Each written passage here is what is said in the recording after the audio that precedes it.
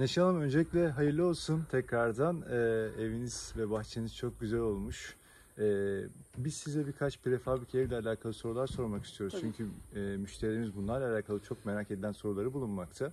Öncelikle neden bir prefabrik ev tercih ettiniz? Yani betonarme evler vardı, ahşap ev vardı. Neden prefabrik evi tercih ettiniz? Onu öğrenmek istiyoruz. İlk önce hayallerime sayenizde kavuştum. Onu belirtmek isterim. Prefabriğin yapımı kolay ve kullanışı çok ideal olduğu için seçtim. Gerçekten de çok memnunum.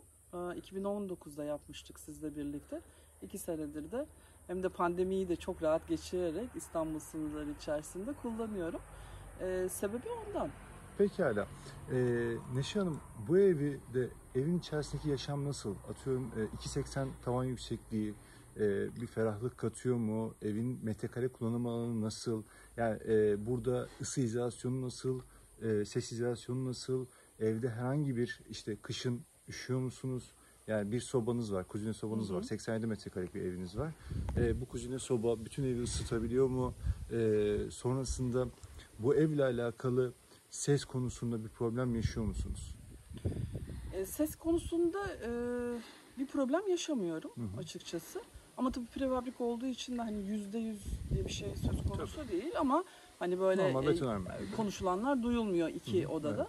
Evet. Metrekare olarak 12'şer metrekarelik 2 oda yapmıştık sizde. Evet. Biz araziye göre projelendirmek durumunda kaldık. O da çok ideal oldu.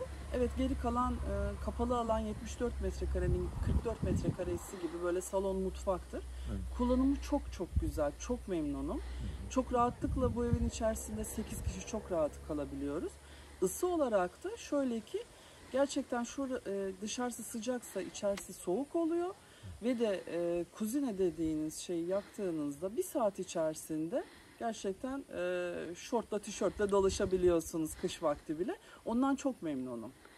Peki sormak istediğim bir soru da bu evi siz tüm süreçte yani sadece prefabrike, fayans, parke, mutfak dolabı ve beton kısmını ne kadarlık bir sürede hallettiniz? Yani bugün ilk başta betonu kaç günde attılar? Sonrasında prefabrik biz kaç günde kurduk? Sonrasında bu işin parkesi, fayansı ve mutfak dolabıyla bu süreci bir anlatabilir misiniz bize? Şimdi şöyle, tabii insanın çalışmasına bağlı o, hani ustayı bulup getirmesiyle alakalı. Hani 3 ayda bir usta arayıp getirirseniz belki çok uzun süreye yayılabilir. Ben olabildiğince bir iş bitip bir iş başlatarak, aralarda da ama tatillerime yaparak, çünkü ben Mayıs ayında aldım burayı. Yani Temmuz Ağustos tatilimi de yapmışımdır. Şöyle söyleyeyim, ben 1 Mayıs'ta bu araziyi aldıktan sonra 21 Mayıs'ta 3 gün bir çalışmayla sizler şey kurdunuz. Prefabrik evimi kurdunuz. Daha sonra hemen şapı döşendi. Ondan sonra fayanslarım, mutfakçıyla çalışmalarım. Yani ben biraz da tatil yaparak ve tembellik yaparak diyeyim 6-7 ayda toparladım. Tamamıyla bütün her şeyle. Tamamıyla toparladım. Ama normalde aslında 1 aylık bir süreçte bütün evi yapabilme ihtimaliniz bulunmakta. Tabii arka arkaya sokarsanız çok rahatlıkla yapılabilir. Benim o kadar acelem yoktu. Evet, rahat Yaptım. Bir de dediğim şekilde. gibi yazda girdiği için tatilimi yaptım. Anladım, çok teşekkür ederiz. Peki bizi başka arkadaşlarınıza tavsiye eder misiniz bununla alakalı? Hani evimizden memnun musunuz? Bize hiç ulaşamadığınız oldu mu?